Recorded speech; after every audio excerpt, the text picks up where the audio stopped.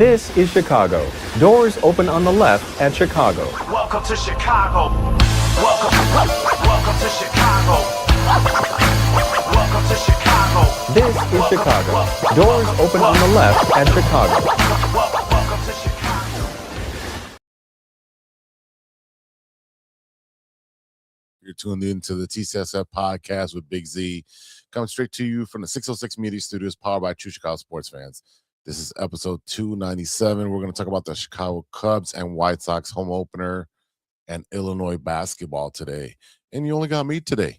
The boys are busy. JC's working. Ivan got called into daddy duty. So it's just me for a quick ride around what we're going to talk about. So don't forget to go to 606media.com to snag your official TCSF podcast t-shirt. Check out our exclusive For the Love of Sports line. We have some No Water on the Weekend merch as well on there. You can also watch all the episodes we have, True Chicago Sports Fans and in Podsicated straight there. So go ahead and swing by, buy some merch, help us out, put some coin in our pocket so we can continue to give you the best content out there in Chicago. So go ahead, 606media.com, your ultimate source for everything that we do. If you're watching on Facebook, YouTube, Twitch, go ahead and smash and subscribe button, hit the little bell button so you get notifications every time we go live. Anytime there's breaking news, me and the boys will get on the screens and get in your face and tell you what's going on. So definitely check that out. Go ahead, Facebook, YouTube, on Twitch. Go ahead and get that subscription button and that bell. If you're listening on the podcast app, go ahead and give us a 5-star review, and it means the world to the world. Keeps us up on the charts. Same thing on YouTube. Go ahead, drop some comments, drop some love. It really helps us out. So again, talked about Podsicated Big Z. Dropped an episode about 10 days ago. New episode with Evie Kato, a comedian from Humboldt Park. Transitioning from being a nurse now to a comedian. That's the latest episode up there. It's about 45 minutes. Get you in and get you out, especially on that drive to work. And then you can check out the last 13 episodes as well. So there's great content out there with great interviews. Go ahead and check that out. And Podsicated with Big Z on all socials. I mean, anywhere you can get your podcast.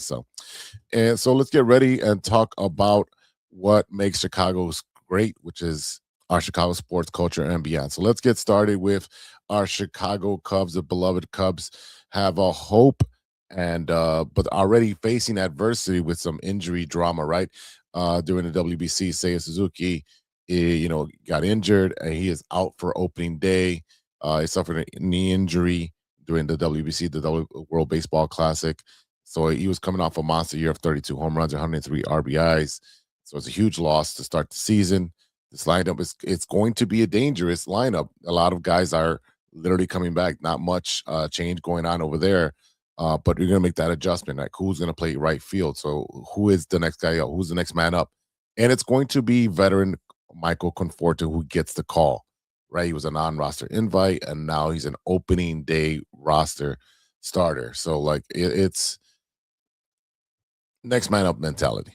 All right, so if we're looking at the entire roster for the Cubs, let's start off with our DHs. Looks like Ballesteros is going to be there. Seiya's obviously out.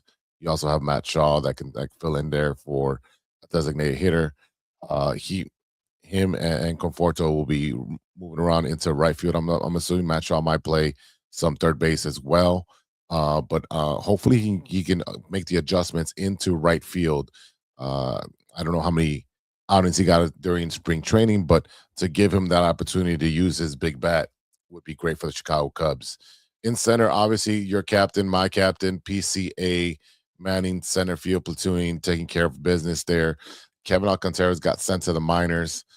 So, again, they have some issue at depth in the outfield. Ian Happ, being the stud that he is in left field, is continuing to be there. Shortstop, Dansby Swanson.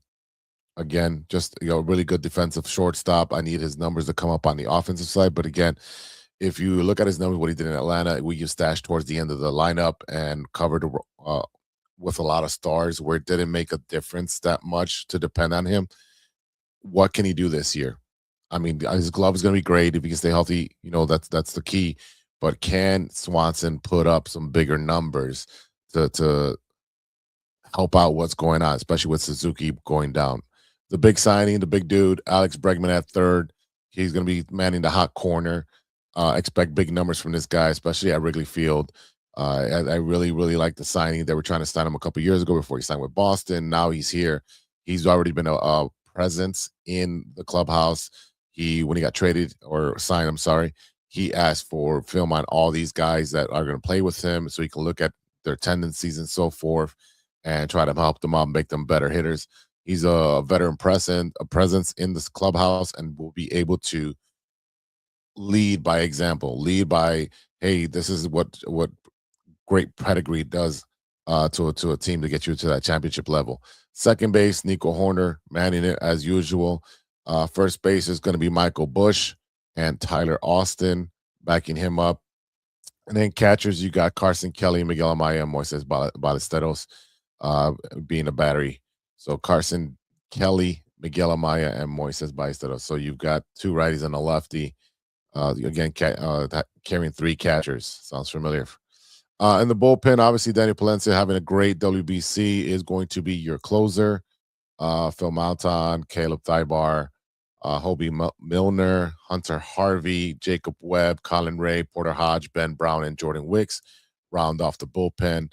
And then you also have a rotation of Kate Horton, Matthew Boyd, Edward Cabrera, Shota Imena, James Tyone, Colin Ray, Jordan Wicks, and Justin Steele. Now, a couple of these guys are still coming off injury, just like Justin Steele, so we don't know his timetable yet.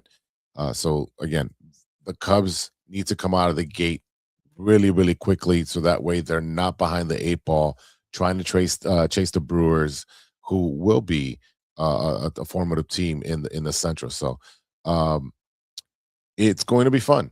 The Cubs season is going to be a fun one. This is going to be one where they're going to try to push to get to the championship series, where you can see a number of teams, whether it's the Dodgers or the Mets or a surprise team, right? We're looking, or it could be the Padres, right?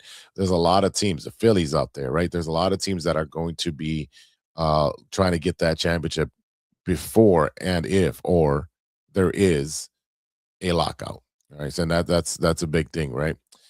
So for me, I'm looking at if we can get 92 wins, 94 wins out of this Cubs team, I think this is a great place to start. I have them winning the Central. I want them to win the Central. That way they have an easier path in the playoffs. All we need is a lot of health. We need a lot of these guys that are coming back from injury to be able to contribute as soon as they come back. Seiya coming back, I think they said after the Cleveland series. So if I were to go back and look at the upcoming games, you look at the Cleveland series, you're looking at what? All right. So the Cubs start this Thursday. Myself and Ivan will be at opening day. I think JC will be joining us as well. This Thursday, 1:20, March 26th. Weather looks favorable except for the rain. So we'll be there walking around getting reactions for our Cub fans and then at the game. But so they have Washington for 3, the Angels for 3, and then they go they go over there to Ohio to play the Guardians in Cleveland. So you're looking at 3 series when he's coming back. So it doesn't look like a long injury timeout for him, but at the same time, we want him to get back in the groove of things. He was doing well at the WBC. So for the Cubs, it's going to be a fun season.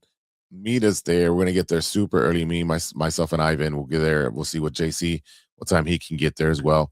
And we'll go around different locations and take live reactions and predictions from all of the Cub fans that'll be in attendance. Again, it's going to be a rocking opening day for the Chicago Cubs this Thursday, 1:20. So we'll probably get there maybe like on 10 a.m. and be able to interact with all of you guys. We're looking forward to it. And you got to tell us, what is your prediction for your Chicago Cubs? How many games will they win? That's what I want to hear. That's what I want to see. Put that in the comments. DM me, DM Ivan. Tell us how much you want these Cubs to win. And what's going to be the biggest hurdle for them, right? Who's going to be the team that's going to give them the most trouble? Is it going to be the Brewers? Is it going to be the Reds? or is it going to be a team from the East and the West? The Braves, the Phillies, the Mets. Is it going to be the Dodgers and the Padres and the Giants? Right? Who is going to be the team that's going to give the Cubs the most trouble? What will the matchups look like? Right? So that's what we're looking at. The Brewers, like I said, have a pretty good, decent team out there. They have really good players. You have Yelich and Churio and Contreras and Mazeroski and Terang. Lots of great guys up there. But again, I think this Cubs team is hungry. You got a veteran that's going to lead by example, lead by showing you guys how to do this. So I'm really liking this Cubs team. It's going to be exciting. Go Cubs, go. And we'll see you on Thursday for that. So I'm going to take a quick break real quick. And on the flip side, we're going to talk Chicago White Sox baseball. And we'll see. There's a questionable move that they made. So we'll talk about that in the other side of the break. So we'll be right back after a word from our sponsors. Hey there, Chicago enthusiasts. Are you ready to take your fandom to the next level? The True Chicago Sports Fan Podcast has got you covered with some serious cool merch that screams Chicago pride. From cozy sweaters to trendy tank tops, we got it all. Show off your love for the city with our iconic red, white, and blue logo, or stand out with our exclusive collection for the love of sports. Whether you're lounging at home, breaking a sweat at the gym, or cheering on your team at a game, our gear is a must-have for all you diehard Chicago sports fans out there. Don't hesitate. Visit bonfire.com/store/606-media-store/ or simply just click the link in the description and snag your gear ASAP. Get ready to make some noise, show your pride, and embrace the Chicago spirit with True Chicago Sports Fan Podcast merch. Designed for you, the ultimate fan, for the love of sports. Hey guys, it's Steven. And this is Sean, and you are listening to True Chicago Sports Fans. Don't forget to listen to No War on the Weekend. New episodes on Monday. You can find us anywhere you listen to podcasts. Yeah, so we're going to go do a couple of shots. So let's kick it back over to Big Z. Welcome back to the TCSF podcast with Big Z, Solo Dolo today. And segment number 2, we're going to talk about our White Sox. All right, the White Sox making news. Jared Kelenic is cut from the open day roster, former top prospect, hitting 179 this spring, wants to start, now is fighting for his career. This is what rock bottom looks like for the former top 5 pick. This is crazy. This guy was top 5 and he's cut from the open day roster. We'll see if he goes back to the minors or he ends up on another team. More news. Mike Vassell is undergoing Tommy John surgery, out for 2026. He looks to be an integral part of the White Sox rotation. So it's another hit to already thin pitching staff. They do have a lot of guys that are on prove-it deals. They have not kept none of the young pitchers on the roster. They're going to bring them up a lot later. So your opening day starter is Shane Smith. Rotation includes Sean Burke, Anthony Kay, Davis Martin, and Eric Fetty. Good old Eric Fetty, who bounced around after we traded him. No, like I said, no big names. All of it is a lot of prove-it guys. Some of these guys are going to be flipped. If Eric Fetty gets back to being Eric Fetty of the White Sox, where he was valuable, and towards the trade deadline, they traded him to, I believe it was St. Louis. We didn't get much back on that trade. That was, in my opinion, one of the worst trades that gets made. But again, if these guys are there to prove it and end up on a contender, we can see them putting up pretty good numbers. But again, we have a lot of young guys that are trying to prove it in year 2, in year 1 for the White Sox. So before we start talking a little bit more stuff like that, but let's look at the depth chart. Lenin Sosa, it looks like an odd man out. Nowhere to put him on the field.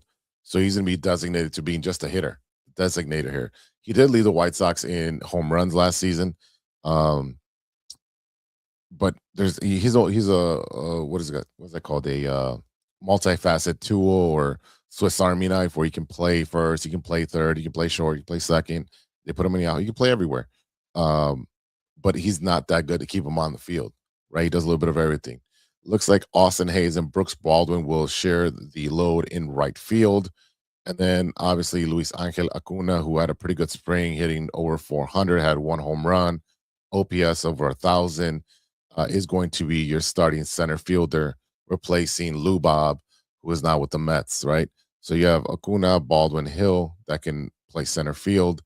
In right field, you have old man Benintendi. I do not expect him to stay with the team throughout the season. If he does get to a pretty good start, expect him to be traded.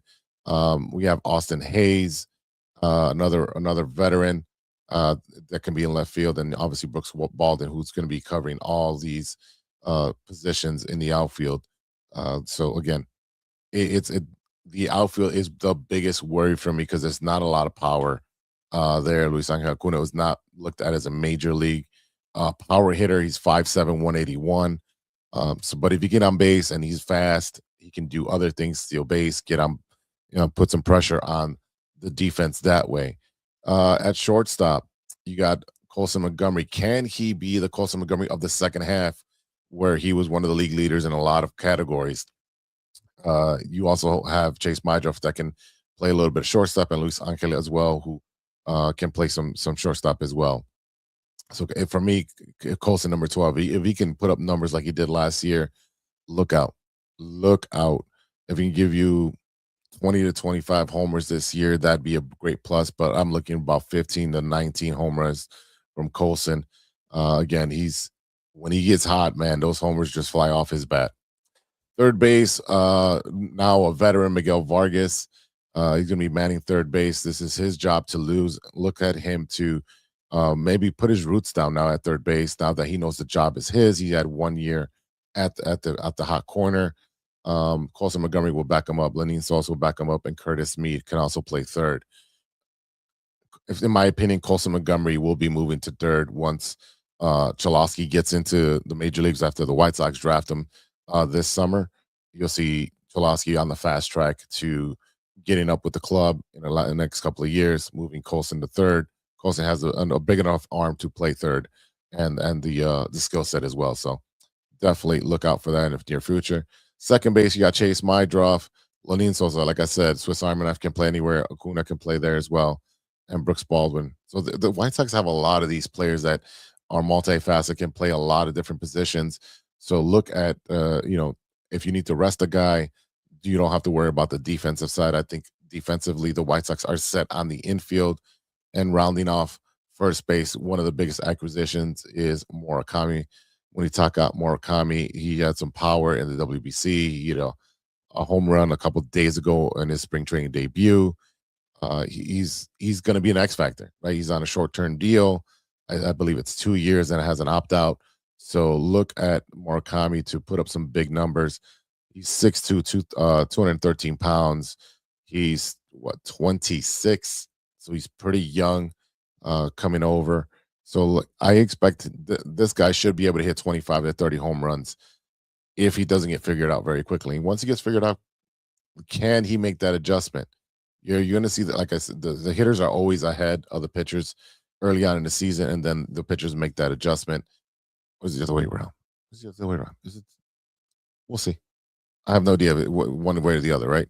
We never know. We've seen this team lose 100 games, and then we've seen this team get, a couple 60-something wins last season. Can they build on that? Your catching situation, that is what really surprising. They signed Reese McGuire, who played for the Cubs, played for the White Sox, was literally on the Brewers roster a couple of days ago. He got released. You have Edgar Carroll. You got Corey Lee, Kyle Teal, and now McGuire. Kyle Teal pulled his hamstring in the WBC. He'll be out 4 to 6 weeks. He should be progressing very quickly, but you have to bring him back slowly because hamstrings can linger throughout the season. And if you're a White Sox fan, you know what I'm talking about. Everybody from that last rebuild had hamstring issues. So Teal can take his time getting back. We have a pretty good platoon of catchers. Edgar Carroll, definitely good catcher, can put the bat to the ball and get some home runs. Reese McGuire is going to be a platoon guy, a veteran guy there, and Corey Lee might be the odd man out. He might be traded because there's no reason to keep 4 catchers on your roster. I know Kyle Teal's on IL, but Corey Lee might be the guy that gets traded uh, rather quickly if Kyle Teal was able to recover very quickly. So it's going to be next man up mentality. They do have um, a lot of guys in the minor leagues that can come up and step up. The White Sox are rebuilding. We know what they are. All right, let's continue with the bullpen. Another signing, Sir Anthony Dominguez will be your closer. You got Jordan Leisure, Jordan Hicks, Grant Taylor, Sean Newcomb, Tyler Gilbert, Prelander Baroa, Chris Murphy, like I talked about, Mike Vass was out for the year, and Jedickson Paez rounding out your bullpen. Not big names except for Sir Anthony Dominguez and Grant Taylor, who you saw, and Jordan Leisure that you saw last year. Jordan Leisure being more of a veteran. Grant Taylor, 23, turning 24 this year. One of the young bucks that will be in the bullpen. And then your rotation, like I mentioned earlier, Shane Smith, Sean Burke, Anthony Kay, Davis Martin, and Eric Fetty. Drew Thorpe can be used as well in there. Kyle Busch is still on the IL for 60 more days. Again, these young bucks are coming in, coming out, and they look to make some moves. Just the quick things. Let's see. Jonathan Cannon has moved to the minors. Any other names I'm trying? Wilkerman Gonzalez, who should be coming up pretty soon, is in the minors. Let's see. Tanner McDougal, wow, moved to the minors. And let's see who else. And other names I can think of that would be surprising. Nope. Everybody else is where they should be, right? So again, the White Sox, for me, I am looking to win 75 games. That should be a good marker to continue to improve. 80 is pushing it. 80 is if they get to a hot start, they get a couple win streaks. If they can bring up the kids that can help out in the pitching staff. If you can bring them up by mid-May, that'll be a boost. Or if they're going to wait till the trade deadline to once they make, if they move on from Eric Fetty and some of these veteran pitchers, do they bring up the young kids faster than expected, right? So there's a lot of pitching opportunity for these guys, whether it's a veteran or a young buck. It's going to be a fun season for the White Sox. They played pretty good in that second half. They didn't lose as many one-run games. They were in it. They had a lot of comeback wins. They were fun to watch. They weren't those miserable 120 loss games, White Sox. So we're going to go both opening days. We'll be there for the White Sox home opener. We'll be walking around at the tailgates. So you'll see us in the lot. We'll tell you what lots we're in. We'll walk around, talk to everybody that's excited about the White Sox baseball and the home opener. I know like a lot of White Sox tailgates that'll be going on. So we'll be going on in there. And if you're going to go, hit us up. We'll meet up and we'll get your live reaction. You can give us your predictions. We'll do all that. And that'll be next Thursday.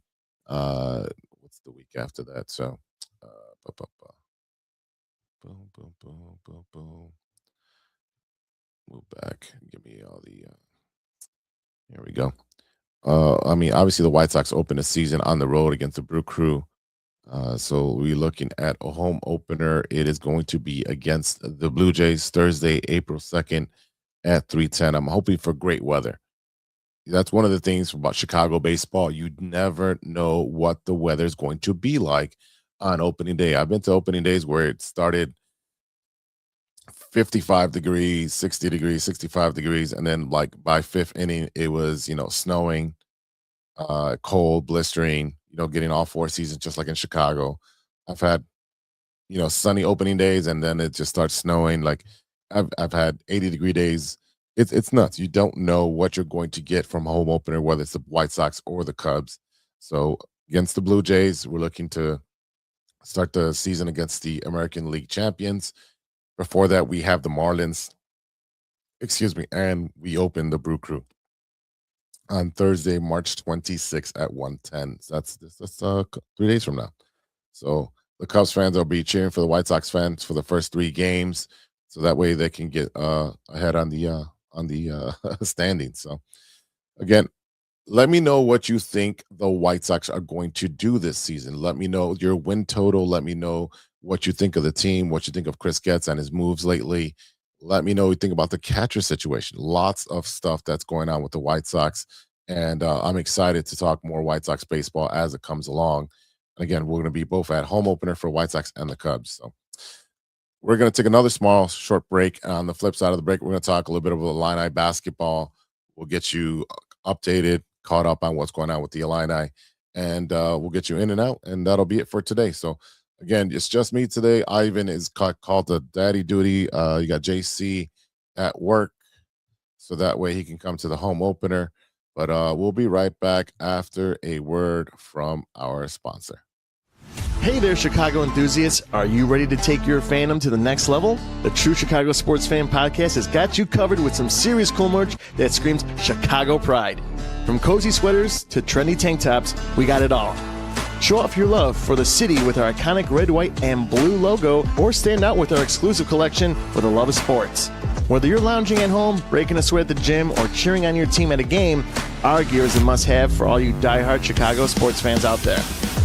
Don't hesitate. Visit bonfire.com/store/606-media-store/, or simply just click the link in the description and snag your gear ASAP. Get ready to make some noise, show your pride, and embrace the Chicago spirit with True Chicago Sports Fan Podcast merch. Designed for you, the ultimate fan, for the love of sports. Hey guys, it's Steven. And this is Sean, and you are listening to True Chicago Sports Fans. Don't forget to listen to No War on the Weekend. New episodes on Monday. You can find us anywhere you listen to podcasts. Yeah, so we're going to go do a couple of shots. So let's kick it back over to Big Z. TCSF podcast with Big Z today. And let's talk some Illinois basketball. I know we've been slacking on that, so we all apologize for that. But Illinois basketball game one in the tournament destroyed Penn 105-70. Immediate statement game. I know they kind of limped into the tourney by losing in the Big Ten tournament and some blown leads late in the season. Definitely hurt Illinois as far as seeding wise, but they came in, they took care of business against Penn. 105-70, that 30-point win. Then they come out and then they beat VCU, right? So let's look at the Penn game first. If you look at who took over, you have I'm really bad with names, so just bear with me. If you've been listening for a while, I've been butchering names for 97 episodes. David Murkachev, I'm bad with that. Sorry. Yeah, 29 points, 17 rebounds, definitely dominated. 11 for 17, 4 for 7 from 3-point land, and 3 out of 4 for free throws. You had Izvicic. Wow, I'm really bad with this. Your center had 12 points, 3 from 3 from free throw, 1 from 4 from 3-point line with 7 rebounds. Colin Boswell added 13. Keen Wagler added 18. Ben Humatoris. I'm really bad. I'm sorry. Butchering these names. Had another 12. Again, this is an Illini that's not depending on one star. They're depending on getting multiple guys in double figures so that they beat you as a complete team. In the next game where they beat VCU, you had a 76-55 victory, and this one you had Ivisic. I think I'm saying that right, with 14, Boswell with 12, Wagler with 14, Stojakovic came through with 21. Again, you're going to find different guys coming in and scoring more than others, different games. So you don't know who's going to beat you. And again, Illinois is getting hot at the right time, definitely doing their thing in the tournament when it counts. Definitely a big time. Now, here's the thing. VCU shot 21.9% from threes. Definitely something that you take account. Either it's playing really good defense or they had a bad shooting night, right? So Illinois was really good in that game where they defensively shut them down, locked it down on the 3-point line. That's what you're going to have to do because you have a different set of guys scoring double figures all the time and definitely rebounding, playing team ball. So why do we think Illinois can keep winning? Balanced scoring, I've been saying. You're averaging 4 players in double figures. You're not relying on just one guy to dribble the basketball or to make plays or everyone just standing around. you have to all right, someone's gonna score, right? So on defense, you got to play very, very tight on these guys. And at some point, if you move the ball very good, you're gonna have a player that's gonna come up and be the poison to that team. They held FIZU to 55 points. They have very good perimeter defense. And in March Madness, defense is huge. As we've seen how Florida went down, that defense was pretty good on that last play. Can we say that Florida, that last second play was drawn up incorrectly or executed incorrectly? Lots to say there. But right now, the Illini looks pretty good, and they will be facing a pretty good team, right? Which is Houston, the number 2 seed in the Sweet 16 matchup. So can they be a legitimate Final Four threat, or are they going to get exposed by Houston? That is going to be what's going to be coming up next for the Illini basketball team. So I'm looking forward to see this. I'm trying to see when the next game for them is. NCAA basketball. All right, so let's look at the bracket, and let's look. Where are we at? Let me make this full screen so I can see what's going on. All right, so bracket. All right, bear with me, peoples. Bear with me. Okay, maybe not use this one. Can't see it. All right, so next games, I believe they start on Thursday, March 26th. You have the Illini in the Sweet 16 versus number 2 Houston at 9:05. So not only can you watch your Cubs game, then you can go to the next bar or go home and watch Illinois play Houston. It's a 2-3 matchup at 9:05. That is going to be must-see TV. Let me know in the comments or in the DMs what you think Illinois is going to do. Do you think they are going to be a Final Four team? Do you think they can hang with Houston? Do you think they match up very well with them? Now, Houston, again, had in my opinion, a pretty easy road to get there. Pull up their stuff right here. Where am I at? All right. In the first round, they faced Idaho. They beat them by 31, and then they beat Texas A&M by 31 again. So they've had a pretty easy way in. Now, I'm not saying they're not a good team. They're ranked number 2 for a reason. Okay, they're ranked for number 2 for a reason, and their primary scorers. They got Uzan, Sharp, and Senek Jr. Those are you guys. Again, I don't know about the rest of you guys. I don't know who watches basketball all the way from September, October, all the way through March Madness. And most of us are watching December, January, February, and so forth. But then a lot of these guys make their names at the tournament. And this is how they get able to be drafted or thought of as a good draft pick. So we'll see who comes out of this. This will be fun to watch because the Bulls look like they're might have 2 picks in the first round if the Trailblazers continue to win and get into the playoffs. We might have 2 top 15 picks. So this will be huge for Chicago, and they're playing right now.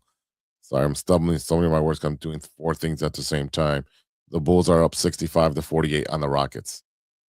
That is not good news. That is not good news. So let me know what you guys think of the NCAA men's basketball tournament. Let me know, do you think the Illinois team has what it takes to beat Houston this Thursday night? And how far can they go if they do beat Houston, right? Will they beat the Duke team? I don't think so. I do not think they can beat a Duke team if they end up facing them. So y'all let me know in the comments, and definitely we'll talk about that. All right, before I get out of here, again, I'm keeping this pretty brief today with no co-host today. Definitely keeping it brief. I just wanted to talk about a little bit of wrestling just before we get out of here, maybe 5 minutes of wrestling. Wrestling's pretty good right now. Brock Lesnar's back. We've got Randy Orton turning heel on Cody Rhodes. You've got CM Punk cursing out or talking about Roman Reigns' father and beating him and putting him down in the dirt with his father. They've able to pivot a lot of the injuries that ended up happening on the roster and coming up with some good storylines weeks away from what looks like to be one of the worst selling WrestleManias. I think they're down like I don't know 20%, 25% or something like that in ticket sales. They lifted the ban because they put a ban on people having watch parties at these bars and other locations. So they lifted that. They lowered ticket prices like 16%, so able to get more stuff in, more fans to buy stuff. But I don't know how anybody else feels about. If you're a wrestling fan, how do you feel about wrestling being 2 days, WrestleMania being 2 days? And now every other pay-per-view, like the major pay-per-views, are 2 days. Your Survivor Series is 2 days. Your the SummerSlam is 2 days and so forth. And these large arenas where they're pricing their families out. It's like $300 just to get in the door. That's what it was when it was at the United Center for Elimination Chamber. It was ridiculous. I was like, I'm watching on TV. There's no way of doing that, right? There's a lot of things that are wrong with the signings. Like someone sent me the sign, like, hey, you're gonna see CM Punk at C2E2. I'm not paying $200 for a photo op plus paying to get in. And you figure out how many times you want a photo op or something autograph. That's $200 minimum for each person that you go see, whether it's wrestling or any other thing, whether it's anime or a show or whatever. No. This is getting out of control, and it's ridiculous. Wrestling tickets are way up, out of control, because they want to maximize the pay-per-view prices and so forth. Merch, it's like $50 a shirt now. 25 I thought was cool. 30 was like, all right, pushing it but decent. $50 for a shirt? No. We can find that way cheaper on some corner of the internet, and then I'll be just fine with that. But right now there's a lot of stuff going on with wrestling. You got Rhea Ripley, you've got Charlotte Flair, you've got a lot of cool storylines, and we'll see how that develops. It's going on right now. So as soon as I finish editing and uploading all this stuff, I'll watch some wrestling. But definitely, it's something to watch. I know JC likes the old school wrestling and likes to talk about how they're not building any stars. They are building stars. They're building stars. It just takes 6 months to a year to 18 months to get somebody over, right? And it depends on their body of work, how fast they can work. Look at Dom Mysterio. That came up on my memories because I saw him at the Allstate Arena when he debuted with his dad, and they had a match there, and he's like clean cut and so forth. And it's like kind of a nostalgia fact, him being a Nepo baby and so forth. Now he's Dirty Dom. He's got his own identity. He's got his own faction. He's going to AAA to wrestle out there against Hijo de Vikingo, and he's on podcasts. He's doing his thing, and I'm so happy for it because he's definitely getting better on the mic. He's definitely getting those reps in. He's going to get a big push pretty soon. Okay, look out for that. Look out for that. And you'll see what everyone's going to see is going to be Rey Mysterio retiring probably next year against his son. It has to be Dominic that retires Rey Mysterio. It can't be anybody else. All right, so look out for that. All right, that was my 5 minutes of wrestling. We'll talk about more wrestling next week, and we'll recap everything that happens in Chicago sports next week. So thank you guys for tuning in, for commenting, for supporting the show. So that'll be it for today. Thank you to our listeners for sticking with us through 297 episodes. We're about to hit 300 very, very soon. Thank you to our sponsor, 606 Media, True Chicago Sports Fans. And again, check us out on our socials. They're all this way, there. So follow our socials. All right. Share the clips, share the episode. All right, this is a quick one to watch. You're in and out in under 45 minutes. So on your drive to work, drive to work, from work, off to the second job, whatever you're doing to clean the house, or maybe if you're like Ivan, who's going to be putting up drywall, you can listen to the show and watch the show. Check us out on social media that are all there. Check us out, like I said, Facebook, IG, Spotify, iTunes for the podcast. If you're doing the audio version, YouTube, subscribe, hit that share button, and support us. If you got something you want to talk about, something that we missed, you want to argue about us, hit us up on the DMs. Hit us up at truechicagosportsfans@gmail.com. So no other boys are here. So, so for everybody who's not here, I am Big Z, and we'll see you next time for episode 298. And until then, be good to each other for the love of sports.